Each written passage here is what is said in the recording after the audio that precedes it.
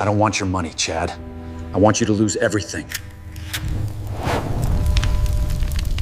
The cockroach crawling across my forehead was what finally woke me up in that godforsaken Mexican hotel room. Not the pounding headache from whatever they'd slipped in my drink. Not the blazing sun streaming through the cracked window. Not even the mariachi band practicing outside at 7 in the morning. It was a 2-inch cockroach using my face as a highway. I sat up, brushing the bug away, and immediately knew something was wrong. The bed next to me was empty, cold. Rachel's suitcase was gone. Her clothes, her makeup, her annoying travel pillow shaped like a unicorn. All of it vanished like she'd never existed. That's when I saw the note on the nightstand, written in Rachel's perfect lawyer handwriting on hotel stationery. Enjoy the adventure, babe. Don't say I never gave you anything exciting. XOXO, your loving wife. My name is Paul Morrison. I'm 38 years old, and I fix cars for a living in a dying industrial town called Haven Mills, New York. 3 days ago, I was on what I thought was a romantic vacation in Cancun with my wife of 16 years. Now I was alone in a roach-infested hotel room in downtown Tijuana with no wallet, no passport, and no idea how I'd gotten here. I stumbled to the bathroom and splashed water on my face. The mirror showed a man who looked like he'd been run over by a truck. My brown hair was matted with sweat, my blue eyes were red and glassy, and there was a bruise on my jaw I didn't remember getting. I was still wearing the same clothes from 3 days ago, khaki shorts and a polo shirt that now smelled like a combination of tequila, cigarettes, and despair. The hotel phone was broken, naturally. My cell phone was nowhere to be found. I searched every corner of that miserable room twice, finding nothing but dust bunnies and someone else's underwear under the bed. Rachel had vanished, taking everything with her, including apparently my ability to remember the last 48 hours. I made my way downstairs to the lobby, if you could call the cracked tile floor and broken furniture a lobby. The desk clerk was a thin man with gold teeth who looked at me like I was something unpleasant he'd found on his shoe. "My wife?" I said in my terrible high school Spanish. "Where is my wife?" He shrugged and said something rapid-fire that I couldn't follow. Then he held out his hand. "Money." "You pay for room." "I don't have any money. My wife took everything." Another shrug. "You pay or police come." That's when it hit me. Rachel hadn't just left me. She'd planned this. Every detail, from the mysterious drinks that knocked me out to the switch from our nice resort hotel to this dump. She'd orchestrated the whole thing like one of her legal cases, thinking through every angle, anticipating every problem except one. She'd underestimated how angry this would make me. I managed to convince the desk clerk to let me use his phone. The first number I called was Rachel's cell. It went straight to voicemail, her cheerful voice saying she was probably doing something more fun than talking to you right now. The second call was to our house. No answer. The third was to my best friend Susan, who thankfully picked up on the first ring. "Paul, where the heck are you? Rachel posted on Facebook that you're having the time of your life in Mexico." Susan Martinez was my age, a former cop who'd quit the force to become a private investigator. She was tough as nails, smarter than most people gave her credit for, and had been my friend since high school. If anyone could help me figure out this mess, it was her.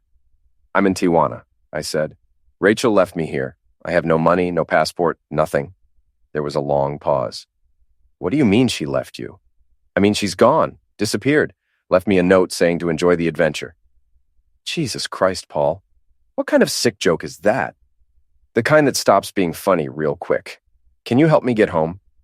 "I'm actually in San Diego on a case," Susan said. "Give me the address of where you are. I'll be there in 2 hours."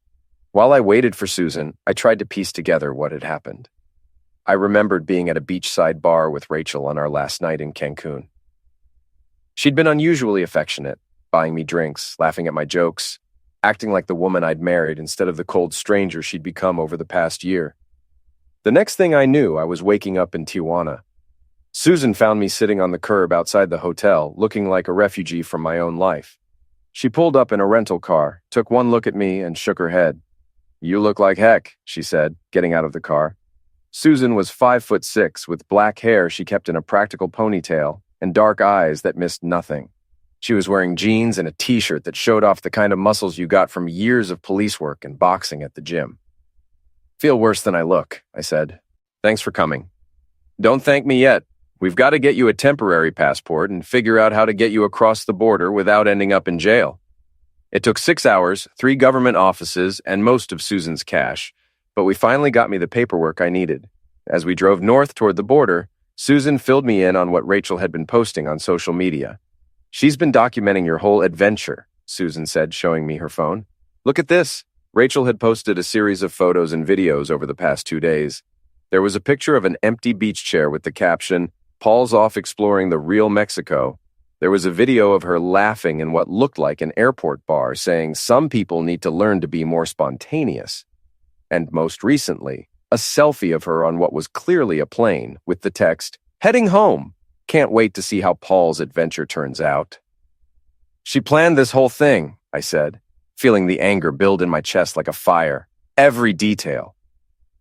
"Looks that way," Susan agreed. "The question is why." I thought about that as we crossed the border and started the long drive back to Haven Mills. Rachel and I had been having problems for months. She'd been working longer hours, coming home later, spending more time on her phone. When I'd suggested the Mexico trip, she'd seemed reluctant at first, then suddenly enthusiastic. I'd thought it was because she wanted to work on our marriage. Now I realized she'd seen it as an opportunity. "There's something else," Susan said as we stopped for gas in Arizona. "I did some checking while you were dealing with the passport office. Rachel's been seen around town with Chad Brennan." Chad Brennan. The name hit me like a punch to the gut. He was a local entrepreneur who owned half the businesses on Main Street, restaurants, a gym, a car dealership. He was everything I wasn't: rich, successful, connected. He was also married, though that apparently didn't matter much in Haven Mills. "Seen how?" I asked. "Having lunch at the country club, drinks at the Rusty Anchor, walking together in Riverside Park." My source says they looked pretty cozy. The Rusty Anchor was the bar where I spent most Friday nights after work, shooting pool and drinking beer with the guys from the shop. The idea of Rachel and Chad there together in my space felt like a violation. How long has this been going on? Hard to say. Could be weeks, could be months. You know how people talk in a small town, but you also know how good people are at keeping secrets when they want to. We drove in silence for a while, the desert landscape rolling past outside the windows. I was starting to understand the scope of what Rachel had done. This wasn't just a cruel prank, it was the opening move in a larger game. She'd humiliated me publicly, established herself as the fun, spontaneous one, while making me look like the boring husband who couldn't handle an adventure. She'd also given herself several days alone to do whatever she wanted with whoever she wanted. "What are you thinking?" Susan asked. "I'm thinking Rachel just made the biggest mistake of her life." We reached Haven Mills at 2 a.m. on a Tuesday. The town looked exactly the same as when I'd left. Tired, run down, forgotten by the rest of the world. The old textile mills along the river had been closed for 20 years, leaving behind empty buildings and empty dreams. Main Street had more vacant storefronts than open businesses. It was the kind of place where everyone knew everyone else's business, which made secrets both harder to keep and more valuable when you had them. Susan dropped me off at my house on Elm Street. It was a 2-story colonial that had been old when my parents bought it 30 years ago and was now just holding on through stubbornness and regular maintenance. The porch light was on, which surprised me until I remembered that Rachel always left it on when she traveled. I let myself in through the front door and immediately knew something was wrong. The house was too quiet, too empty. I walked through the rooms, turning on lights, and slowly realized what was missing. Little things at first. Rachel's favorite coffee mug wasn't in the dishwasher, her reading glasses weren't on the kitchen counter, her laptop wasn't on the dining room table where she always left it. Then I went upstairs and found the real message. Rachel's closet was half empty. Her dresser drawers were cleaned out, her jewelry box was gone. She hadn't just left me in Mexico, she'd been planning to leave me entirely. I sat on the edge of our bed and tried to process what was happening. 16 years of marriage, gone. A woman I'd loved since college, who'd promised to stick with me through better or worse, had decided I wasn't worth the trouble anymore. She'd found someone with more money, more status, more of whatever it was she thought she deserved, and she'd thrown me away like a broken appliance. That's when I made a decision that would change everything. I wasn't going to be the pathetic, abandoned husband who drank himself to death while everyone in town pitied me. I wasn't going to make it easy for Rachel to walk away with her dignity intact. If she wanted to play games, I'd show her how games were really played. I pulled out my phone and sent her a text. "Thanks for the adventure, honey. Susan was sweet enough to help me get home. Looking forward to hearing about your trip." The response came back in less than a minute. Paul, thank God you're okay. I was so worried when you didn't answer your phone. I stared at the message for a long moment, then typed back. Phone must have gotten lost during all that exploring you said I was doing. We should talk when you get home. Yes, I have so much to tell you. I'll be home tomorrow night. Love you, love you. The words felt like acid on my screen. I turned off the phone and went to bed, but I didn't sleep much. I spent most of the night staring at the ceiling and planning my next move. Rachel came home the next evening with a suntan, designer luggage, and a story about how worried she'd been. I was waiting in the kitchen when she walked in, sitting at our old wooden table with a beer and a carefully neutral expression. Paul, she said, dropping her bags and rushing over to hug me. I was so scared when I couldn't find you. Are you okay? What happened? Rachel was 36, blonde and still beautiful in the sharp-edged way that had attracted me in college. She kept herself in perfect shape with yoga classes and expensive skincare routines, dressed like she made twice what she actually did, and had perfected the art of looking sincere while lying through her teeth. I let her hug me but didn't hug back. I was hoping you could tell me what happened. Last thing I remember clearly was having drinks with you at that beach bar. Next thing I knew, I woke up in a different hotel in a different city with no wallet and no wife. She pulled back and looked at me with what appeared to be genuine concern. You don't remember? Paul, you were so drunk that night. You kept talking about wanting to see the real Mexico and have a real adventure. You said the resort was too touristy and boring. So you left me in Tijuana. I didn't leave you there.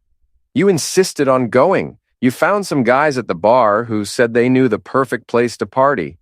You wouldn't listen when I tried to stop you. I waited for hours, but you never came back to the room.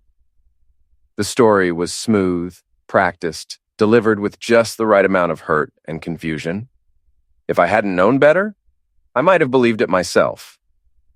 And you decided to come home without me because I had to work. I had the Patterson deposition on Monday, remember? I waited as long as I could, but when you didn't come back and wouldn't answer your phone, I had to make a choice. I thought you'd be fine. You're a grown man. You were having the adventure you wanted. Rachel worked for Brennan, Burke, and Associates, the biggest law firm in Haven Mills. It was a mid-sized practice that handled everything from real estate closings to criminal defense, and Rachel was their star associate. She specialized in family law, which struck me as ironic given the current situation. The Patterson deposition, I repeated. That was important enough to abandon your husband in a foreign country. I didn't abandon you. I left money for you at the hotel desk and tried calling you dozens of times. Check your phone. You'll see all the missed calls. I pulled out my phone, which Susan had helped me replace at the border. This is a new phone. My old one disappeared along with my wallet and passport. Rachel's face showed just a flicker of something. Satisfaction. Relief, before settling back into concern. Oh no, you were robbed too. Paul, I'm so sorry. This is all my fault for letting you go off with those men. What men? The ones from the bar. They said they knew all the best places in Tijuana. You were so excited to go with them. And you didn't think that sounded dangerous? You're a big boy, Paul. You can take care of yourself. And you were so insistent. I took a long drink of my beer and studied my wife's face. She was good. I had to give her that. The story was plausible enough that she could probably convince most people it was true. Drunk husband wants adventure. Wife tries to stop him. Husband disappears with strangers. Wife has to come home for work. It painted her as the responsible one, and me as the reckless fool. So what did you do while I was having my adventure? I asked. Worried sick about you, I barely slept. I kept calling the hotel, calling the police, trying to find out what happened to you. Must have been lonely. It was terrible. I felt so guilty for not stopping you somehow. I nodded and finished my beer. Well, I'm home now. Safe and sound, thanks to Susan. Susan was in Mexico? San Diego on a case. Lucky for me, or I might still be stuck there. Rachel's smile tightened almost imperceptibly. How fortunate. Yeah, she's a good friend. We had a long drive back, lots of time to talk. She told me some interesting things about what's been happening in Haven Mills while we were gone. Oh? Like what? Like how you and Chad Brennan have been spending a lot of time together lately. The change in Rachel's expression was subtle, but unmistakable. The concerned wife mask slipped just enough to show the calculating lawyer underneath. Chad's my boss's son, Paul. We work together sometimes, you know that. I know he's married to Jennifer and has 2 kids. I also know the country club isn't exactly a business meeting place. Who told you that? Does it matter? Small town, people talk. The question is whether they're talking about something I should be worried about. Rachel stood up and walked to the sink, putting distance between us. I can't believe you're interrogating me like this after what we've both been through. I was worried sick about you, and now you're accusing me of having an affair? I'm not accusing you of anything. I'm asking you a question. The answer is no, Paul. I'm not having an affair with Chad Brennan or anyone else. I'm married to you for better or worse, remember? For better or worse. The same words she'd said 16 years ago in a church filled with friends and family who'd believed we'd make it forever. The same words that were supposed to mean something when times got tough. I remember, I said. I also remember you leaving me in Mexico. I explained that. You explained your version. I'm still working on figuring out what really happened. Rachel turned around and leaned against the counter, crossing her arms. What's that supposed to mean? It means I have some gaps in my memory that I'd like to fill in. It means I'm curious about the timeline of events. It means I'm wondering why my loving wife was so quick to assume I was fine and come home without me. I had to work. You had to work, or you wanted to work? Because there's a difference. We stared at each other across the kitchen, and for the first time since she'd walked in, I saw the real Rachel. Not the concerned wife, not the worried victim, but the cold, calculating woman who'd been planning this for weeks or months. I don't like what you're implying, she said. I don't like waking up alone in a foreign country with no memory of how I got there. You were drunk. I was sedated. The words hung in the air between us like a challenge. Rachel's face went very still. That's a serious accusation, she said. It's a serious situation. You think I sedated you? I think someone did. I've been drunk plenty of times in my life, Rachel. I've never lost 2 days of memory from alcohol alone. She was quiet for a long moment, and I could almost see the gears turning in her head. She was trying to decide how much to admit, how much to deny, how to play this new development. Even if that's true, she said finally, it doesn't mean I did it. Those men you went with, what men, Rachel? Describe them to me. It was dark, and I was upset. You can't describe them because they don't exist. Just like your story about me wanting to see the real Mexico doesn't exist, just like your concern for my safety doesn't exist. Rachel straightened up, and now I could see the lawyer in full force. I don't have to stand here and listen to this. I'm going to bed. Good idea. Long day tomorrow. She paused at the kitchen doorway. What's tomorrow? I'm going back to work. People will want to hear about my adventure. I'm sure they'll have lots of questions about how a loving wife could lose track of her husband in a foreign country. Paul, sleep tight, honey. Try not to worry too much about what people might think.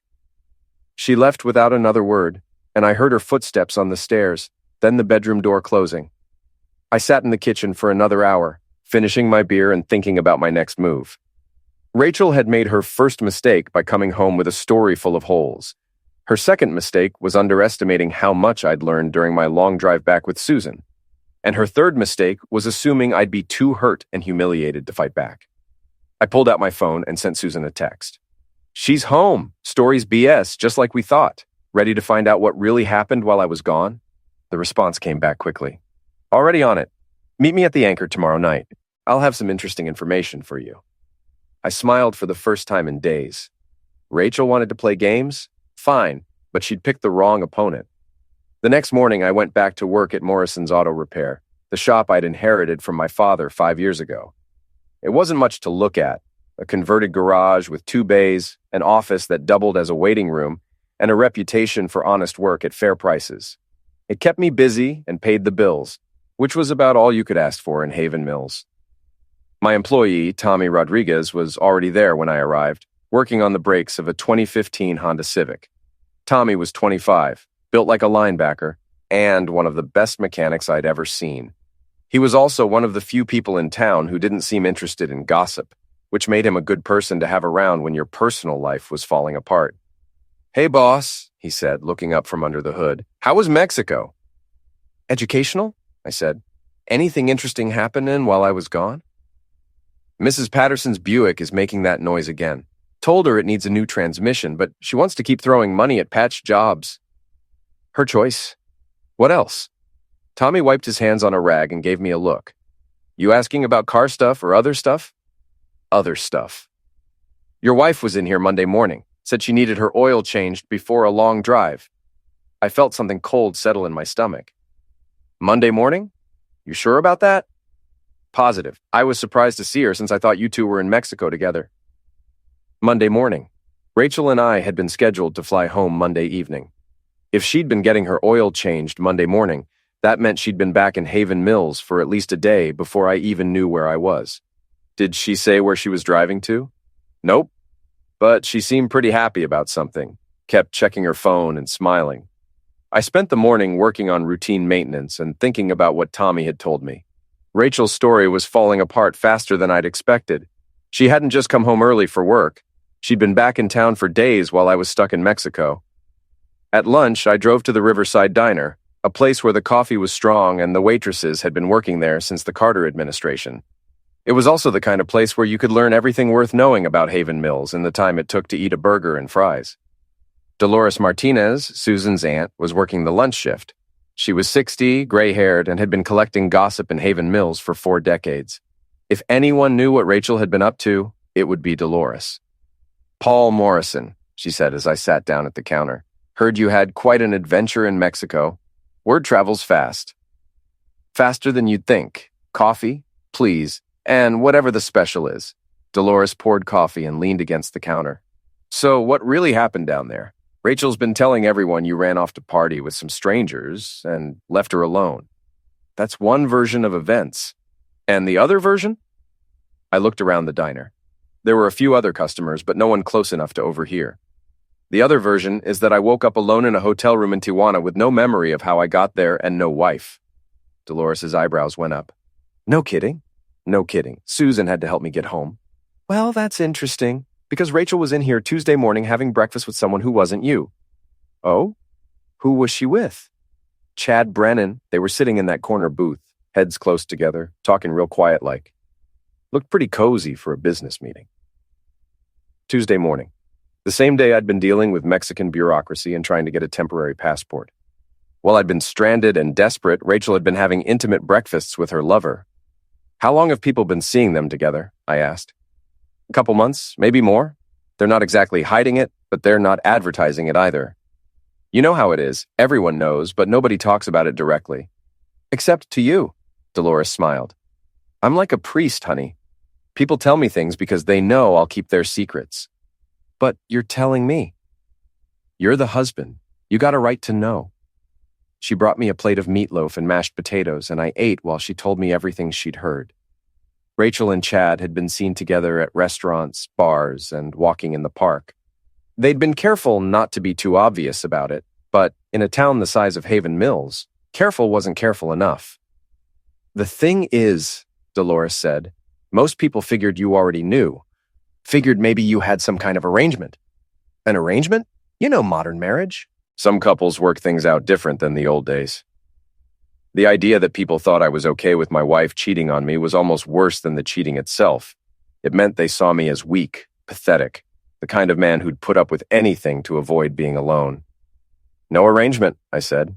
Just a wife who got tired of being married to a mechanic.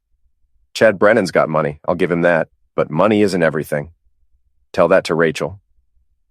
I finished lunch and drove back to the shop, my head spinning with new information. Rachel had been cheating for months. She'd been back in Haven Mills for days while I was stranded in Mexico. She'd been having breakfast with her lover the morning after abandoning me in a foreign country. And everyone in town knew about it except me. The afternoon dragged by slowly. I worked on Mrs. Patterson's Buick, replaced a radiator in a pickup truck, and tried to figure out my next move. By the time 5 o'clock rolled around, I'd made a decision. I locked up the shop and drove to the Rusty Anchor, a bar that had been serving the working class of Haven Mills for 30 years. It was the kind of place where the beer was cold, the music was loud, and nobody cared what you did for a living as long as you paid your tab.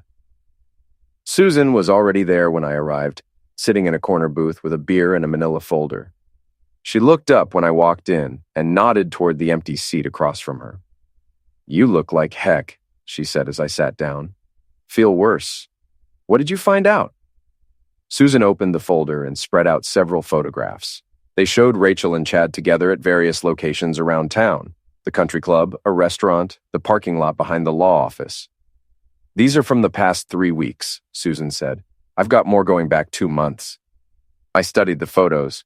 In some of them, Rachel and Chad were just talking. In others, they were holding hands or sitting close together. In one, taken in the parking lot, they were kissing. When was this one taken? I asked, pointing to the kissing photo. Last Friday, the day before you left for Mexico. The day before. While I'd been packing and looking forward to a romantic vacation with my wife, she'd been in a parking lot making out with another man. There's more, Susan said. She pulled out a bank statement. I have a contact at First National. Rachel opened a new checking account 3 weeks ago. She's been moving money into it from your joint account. I looked at the statement. Over the past month, Rachel had transferred nearly $8,000 from our joint savings into an account with only her name on it. How much is left in our joint account? About $1,200? $1,200! Out of the $20,000 we'd saved over the past 5 years, Rachel hadn't just been planning to leave me, she'd been systematically stealing our money to do it. What else? I asked. Susan pulled out another document. Divorce papers. She had them drawn up 2 weeks ago. They're sitting in her desk at the law office. How did you... I have my sources. The point is, this whole Mexico thing was just the opening move. She's been planning this for months. I leaned back in the booth and tried to process everything. Rachel hadn't just cheated on me. She'd orchestrated an elaborate plan to humiliate me, steal our money, and set herself up as the victim in the divorce. The Mexico trip had been designed to make me look like an irresponsible drunk, while giving her time to move money and finalize her plans. There's one more thing, Susan said. She pulled out a final photograph. It showed Rachel and Chad coming out of a hotel about 50 miles away. This was taken Monday afternoon, while you were stuck in Mexico. Monday afternoon, the day I'd been desperate to get home to my wife, she'd been in a hotel room with her lover. I want to destroy them, I said. Susan looked at me carefully. What do you mean? I mean, I want to take everything away from them. Their reputations, their relationships, their futures. I want them to pay for what they've done. Paul, they think I'm just some dumb mechanic who'll roll over and take whatever they dish out. They think they can humiliate me and steal from me and everyone will just accept it because Chad has money and Rachel's a lawyer. What are you planning? I looked at the photographs spread across the table, evidence of months of betrayal and planning. Rachel and Chad had been so careful, so clever, so sure they were smarter than me. They'd made one mistake, though. They'd underestimated how far I was willing to go to get even. I'm planning to show this whole town what happens when you mess with Paul Morrison. The first phase of my plan was simple. Let Rachel think she was winning while I gathered more ammunition. For the next week, I played the role of the confused, hurt husband trying to save his marriage. I asked her to go to counseling. I suggested we take another vacation to make up for Mexico. I even bought her flowers and left them on her desk at work. Rachel ate it up. She played the part of the guilty wife trying to make amends, agreeing to counseling sessions she had no intention of keeping, and making promises she had no intention of keeping. She was so convinced of her own superiority that she never suspected I was playing a game too. Meanwhile, Susan continued her investigation. We learned that Chad was having financial problems with his businesses despite his wealthy appearance. We discovered that Rachel had been using the law firm's resources to research divorce strategy. Most importantly, we found out that Chad's wife, Jennifer, was starting to suspect something was wrong. Jennifer Brennan called me yesterday, Susan said as we met at the diner for lunch. She wants to hire me to investigate her husband. What did you tell her? That I'd think about it. But, Paul, this could get complicated fast. If I'm working for her and helping you, it's not complicated at all. We both want the same thing, the truth. The truth or revenge? What's the difference? Susan stirred her coffee and looked at me with concern. The difference is that revenge can make you do stupid things, things that hurt you more than them. They've already hurt me more than I can hurt them. Rachel's destroyed our marriage, stolen our money, and made me a laughingstock in this town. Chad's helped her do it. What exactly do I have left to lose? Your dignity, your future, your freedom if you do something illegal. I'm not planning anything illegal.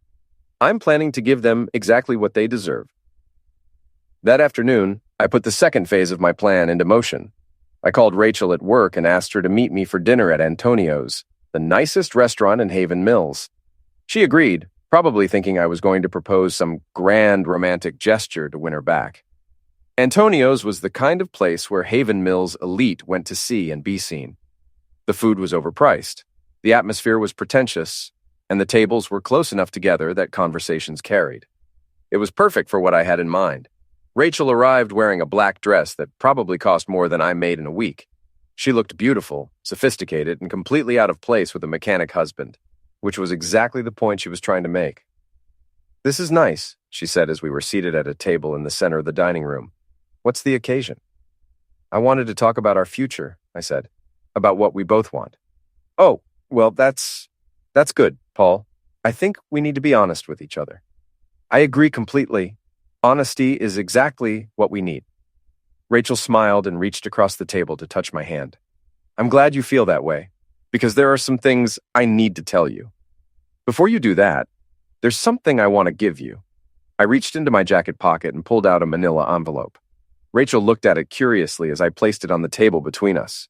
"What's this?" she asked. "Open it." Rachel opened the envelope and pulled out the photograph Susan had taken. Her face went white as she saw herself and Chad together at various locations around town. Her hands started to shake as she flipped through image after image of her affair. "Where did you get these?" she whispered. "Does it matter? The question is what we're going to do about them." Rachel looked around the restaurant, suddenly aware that other diners were close enough to overhear our conversation. "Paul, we can't discuss this here."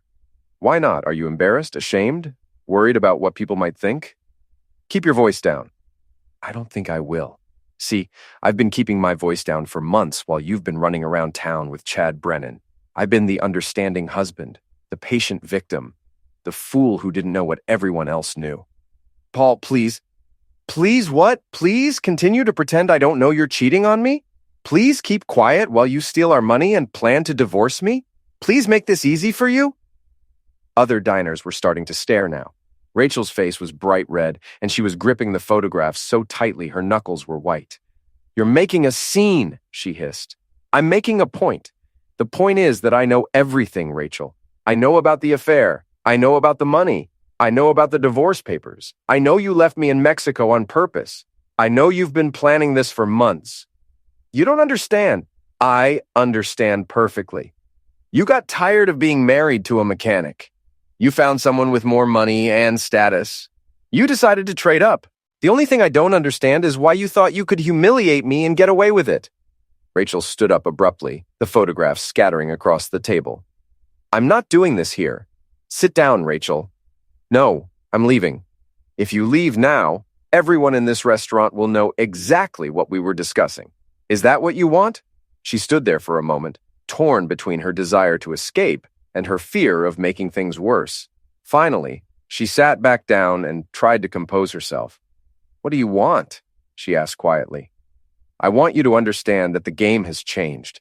You thought you were playing against some dumb mechanic who'd roll over and take whatever you dished out. But you were wrong. I never thought you were dumb. You thought I was weak, controllable, disposable. You thought you could manipulate me and I'd never figure it out." Rachel was quiet for a long moment, and when she spoke again, her voice was different, colder, more calculating. The mask was finally coming off. "So what happens now?" she asked. "Now we negotiate. You want a divorce? Fine. But you're going to give me back every penny you stole from our joint account. You're going to split our assets 50-50, just like the law says. And you're going to do it quietly, without trying to make me look like the bad guy. And if I don't," I smiled and gathered up the photographs. "Then these pictures end up on social media, in the newspaper, and in the hands of Chad's wife. Your affair becomes public knowledge, your reputation is destroyed, and your career at a family law firm becomes very complicated. You wouldn't. Try me." We stared at each other across the table, and I could see her mind working, calculating the odds, trying to find an angle. She was a lawyer, trained to find weaknesses and exploit them. But she was also a woman who'd built her life on appearances and respectability. The threat of public humiliation was her worst nightmare. "I need time to think," she said finally. "You have 24 hours. After that, the photos go public." Rachel stood up again, more carefully this time. "This isn't over, Paul." "No, it's not. But it's going to end very differently than you planned." She left without another word, and I sat there finishing my dinner while the other diners whispered and stared. By tomorrow morning, everyone in Haven Mills would know that Paul Morrison had confronted his cheating wife in public.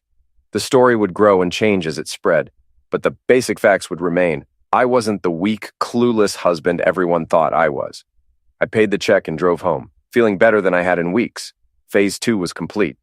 Now it was time for Phase 3, making sure Chad Brennan understood that actions had consequences. Chad Brennan's car dealership was on the outskirts of town, a gleaming temple to American automotive excess. The lot was full of overpriced SUVs and luxury sedans that most people in Haven Mills couldn't afford, which was exactly the point. Chad wasn't just selling cars. He was selling the dream of being someone more important than you actually were. I drove onto the lot at 10 in the morning when I knew Chad would be there, but before the place got busy. My pickup truck looked out of place among all the shiny new vehicles, which was fine with me. I wasn't there to blend in. Chad was in his office, visible through the floor-to-ceiling windows that let him survey his kingdom. He was on the phone, gesturing animatedly, probably trying to convince someone to buy more car than they could afford. He was 41, tall and lean, with the kind of artificial tan that came from a salon and the kind of smile that came from years of practice. I walked into the showroom and waited. After a few minutes, Chad finished his call and came out to greet me. His smile faltered slightly when he recognized me, but he recovered quickly. "Paul Morrison," he said, extending his hand. "Good to see you. I heard you had quite an adventure in Mexico." I didn't shake his hand. "I bet you did." Chad's smile became more forced. "Well, you know how stories get around in a small town. I'm sure half of what people are saying isn't true." "Which half would that be, Chad? The half about you sleeping with my wife, or the half about you helping her abandon me in a foreign country?" The color drained from Chad's face. He looked around the showroom, checking to see if anyone else had heard me. There were a couple of customers looking at cars and 2 salespeople, all within earshot. "Maybe we should discuss this in my office," he said quietly. "I don't think so. I like it out here. More open, more honest." "Don't you believe in honesty, Chad?" "Paul, I think there's been a misunderstanding. The only misunderstanding was thinking you could screw my wife and humiliate me without consequences." One of the customers, a middle-aged woman looking at a minivan, turned to stare at us. The salespeople had stopped what they were doing and were listening intently. Chad's face was getting redder by the second. "You're making a mistake," he said, his voice tight with controlled anger. "The mistake was trusting my wife. The mistake was thinking she had enough decency not to cheat with a married man. The mistake was believing that people in this town had any honor left. I don't know what Rachel told you." "Rachel didn't tell me anything. She didn't have to. I have photographs, Chad. Lots of them. You and my wife at restaurants, at hotels, and parking lots. Very romantic stuff." Chad's composure finally cracked. "You son of a witch." "Careful, Chad. We wouldn't want your customers to see you lose your temper. Bad for business." He looked around the showroom again, acutely aware that we had an audience. "What do you want?" "I want you to understand that screwing with me was the biggest mistake of your life. I want you to know that I'm going to make you pay for what you've done. And I want you to think about how your wife, Jennifer, is going to react when she finds out about your affair. You can't prove anything." I pulled out my phone and showed him one of Susan's photographs. It was the one of him and Rachel kissing in the parking lot behind the law office. "I can prove everything." Chad stared at the photo, and I could see the fear in his eyes. He'd been so careful, so sure he was smarter than everyone else. Now he was realizing that his carefully constructed life was about to come crashing down. "Jennifer doesn't have to know about this," he said quietly.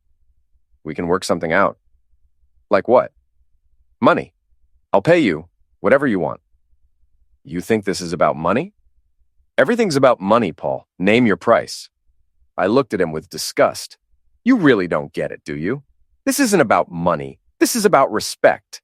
This is about consequences. This is about making sure you understand that you can't destroy people's lives without paying a price." "I didn't destroy your life. You helped my wife abandon me in Mexico. You participated in a plan to humiliate me and steal my money. You've been screwing my wife for months while pretending to be a respectable businessman. Yeah, Chad, you destroyed my life. Now I'm going to return the favor." I put my phone away and started walking toward the door. Chad followed me, desperation creeping into his voice. "Paul, wait." Let's talk about this like civilized men. Civilized men don't sleep with other men's wives. It's not what you think.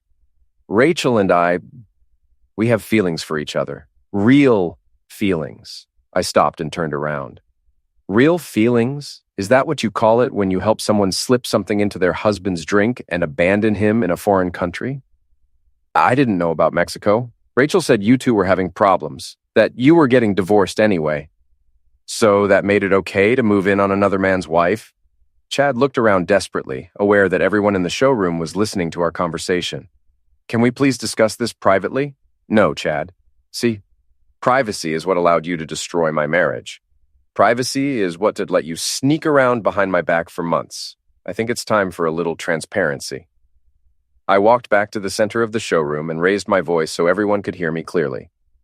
Ladies and gentlemen, I'd like you to meet Chad Brennan, owner of this fine establishment. Chad's been sleeping with my wife for the past several months. He helped her abandon me in Mexico while they enjoyed a romantic getaway together. He's also married to a lovely woman named Jennifer, who has no idea what her husband has been up to. The showroom went dead silent. The customers stared in shock. The salespeople looked like they wanted to disappear. Chad's face was bright red and his hands were clenched into fists. You're going to regret this, he said quietly. The only thing I regret is not figuring out what you two were up to sooner.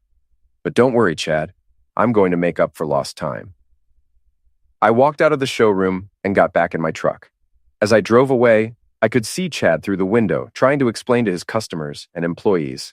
By noon, everyone in Haven Mills would know that Chad Brennan was cheating on his wife. By evening, the story would have reached Jennifer. Phase 3 was complete. Now it was time for the final phase, making sure everyone understood that Paul Morrison wasn't the weak, pathetic victim they thought he was. The Haven Mills Community Center was packed for the monthly town council meeting. It was the kind of civic gathering that usually drew maybe 20 people, mostly retirees with nothing better to do, and local business owners with permits to request. But word had gotten around that Paul Morrison might have something interesting to say, and in a town starved for entertainment, that was enough to fill every seat. I sat in the back row, watching as the usual suspects filed in. There was Mayor Patricia Wells, a woman who'd been running Haven Mills into the ground for 8 years with a combination of incompetence and corruption. There were the council members, a collection of small-town politicians who thought managing a dying industrial town made them important. And there, in the third row, were Rachel and Chad, sitting as far apart as possible while trying to look like they weren't connected. Rachel kept glancing back at me nervously. She'd spent the past week trying to convince me to keep our problems private, offering everything from a generous divorce settlement to couples counseling.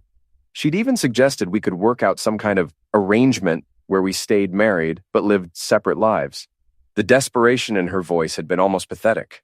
Chad looked worse. The scene at his dealership had cost him 3 sales and prompted 2 employees to quit. More importantly, Jennifer had hired Susan to investigate him, and the evidence was piling up fast. His perfect life was crumbling, and everyone in town could see it happening. The meeting droned on for an hour, covering the usual small-town issues, road repairs, zoning disputes, budget shortfalls. I waited patiently, knowing my moment would come. Finally, Mayor Wells asked if there was any new business from the public. I stood up and walked to the front of the room. I have something to say. The room went quiet. Every eye was on me as I took my place at the podium. I could see Rachel's face, pale and frightened. I could see Chad trying to look casual while sweat beaded on his forehead. I could see the rest of the crowd leaning forward in anticipation. My name is Paul Morrison, I began. Most of you know me as the guy who owns the auto repair shop on Main Street. Some of you know me as the man whose wife left him stranded in Mexico 3 weeks ago. Tonight, I want to tell you the real story of what happened. I paused and looked around the room. 3 weeks ago, my wife Rachel and I went to Mexico for what I thought was a romantic vacation. On our last night there, someone slipped something into my drink. I woke up 2 days later in a hotel room in Tijuana with no wallet, no passport, and no wife. Rachel had abandoned me there and flown home, telling everyone I'd run off with strangers to party. Murmurs rippled through the crowd. Rachel was staring at the floor, her face bright red. Chad was looking around desperately as if searching for an escape route. But that's not the whole story, I continued. While I was stuck in Mexico trying to figure out how to get home, Rachel was here in Haven Mills. She was having breakfast with her lover, Chad Brennan, at the Riverside Diner. She was moving money out of our joint bank account into an account with only her name on it. She was meeting with lawyers to prepare divorce papers. The murmurs got louder. I could see people turning to look at Rachel and Chad, putting the pieces together. See, Rachel didn't just abandon me in Mexico on a whim. She'd been planning this for months. She'd been having an affair with Chad Brennan, a married man with 2 children. She'd been stealing our money to fund her new life. And she'd been using the Mexico trip as cover to humiliate me publicly while setting herself up as the victim. I pulled out a folder and opened it on the podium. I have photographs of Rachel and Chad together at restaurants, hotels, and parking lots around town.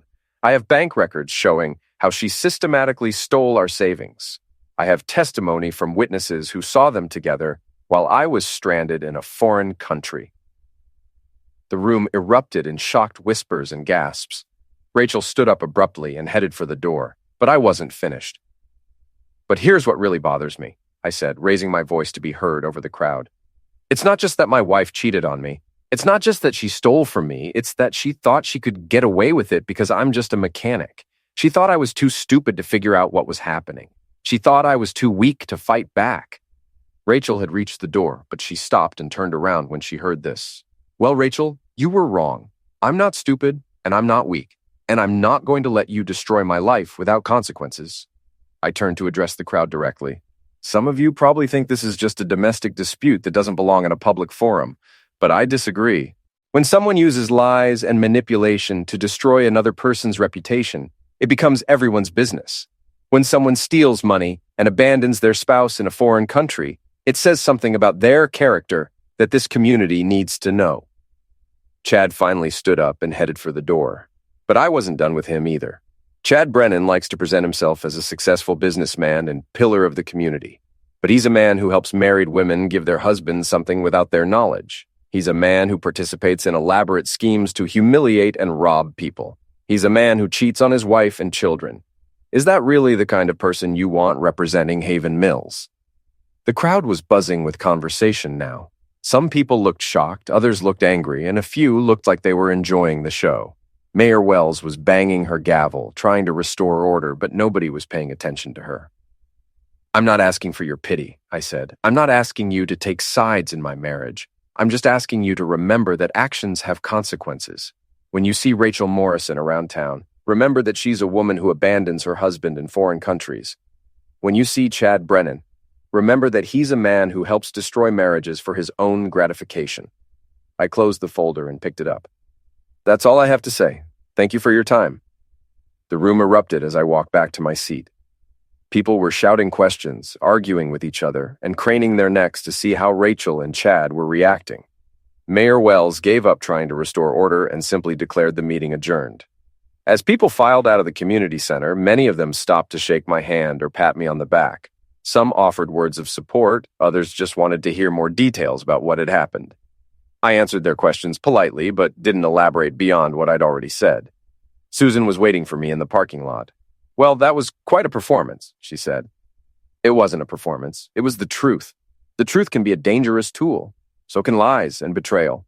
Rachel and Chad learned that tonight? We stood there for a moment, watching as people got into their cars and drove away. Rachel and Chad were nowhere to be seen. They'd probably left as soon as I started talking. What happens now? Susan asked. Now they live with the consequences of their choices. Rachel's reputation as a respectable lawyer is destroyed. Chad's image as a successful businessman is ruined. Everyone in town knows what they did. And you? What do you do now? I thought about that question as we walked to our cars. What did I do now? I'd gotten my revenge, exposed the truth, and made sure everyone knew I wasn't the weak victim they'd thought I was. Rachel and Chad would spend years trying to rebuild their reputations, if they ever could. Their marriages were probably over, their careers would suffer, and they'd always be known as the people who sedated and abandoned a husband in Mexico. Now I move on, I said finally. I rebuild my life without Rachel. I run my business and try to be happy. I find someone who actually deserves my trust and loyalty. Think you can do that? Move on, I mean? I have to. Staying angry forever would just give them more power over me. The best revenge is living well. Susan smiled. You know what? I think you're going to be just fine, Paul Morrison. As I drove home that night, I felt something I hadn't experienced in months. Peace. The anger was still there, but it was controlled now, purposeful. Rachel and Chad had tried to destroy me, but they'd failed. Instead, they destroyed themselves. I pulled into my driveway and sat in the truck for a moment, looking at my house. It was small and old and needed work, but it was mine. Rachel was gone, along with her constant criticism and her dreams of a more glamorous life. For the first time in years, I could live exactly the way I wanted to live. My phone buzzed with a text message. I expected it to be from Susan, or maybe one of the people from the meeting. Instead, it was from Rachel. "I hope you're satisfied. You've ruined everything." I stared at the message for a long moment, then typed back, "I didn't ruin anything, Rachel. I just told the truth. You ruined everything the moment you decided to cheat on me and abandon me in Mexico." Her response came quickly. "You'll regret this. The only thing I regret is wasting 16 years of my life with someone who never deserved me." I turned off the phone and went inside. Tomorrow, the whole town would be talking about what had happened at the community center. Rachel and Chad would be trying to figure out how to salvage their reputations. Jennifer Brennan would probably be filing for divorce. The law firm would be deciding whether to keep a lawyer whose personal life had become a public scandal. But tonight, for the first time in months, I was going to sleep peacefully. I'd fought back against people who thought they could destroy me with impunity. I had shown everyone in Haven Mills that Paul Morrison wasn't the weak, pathetic victim they'd thought he was. Rachel had left me in Mexico, thinking she could abandon me and move on with her life. Instead, she'd given me the motivation to fight back harder than she'd ever imagined possible. She'd wanted to humiliate me, but she'd ended up humiliating herself. As I got ready for bed, I thought about the look on her face when I'd started talking at the meeting. The shock, the fear, the realization that her carefully constructed plan had backfired completely. She'd thought she was so clever, so superior, so much smarter than her mechanic husband. She'd been wrong about everything.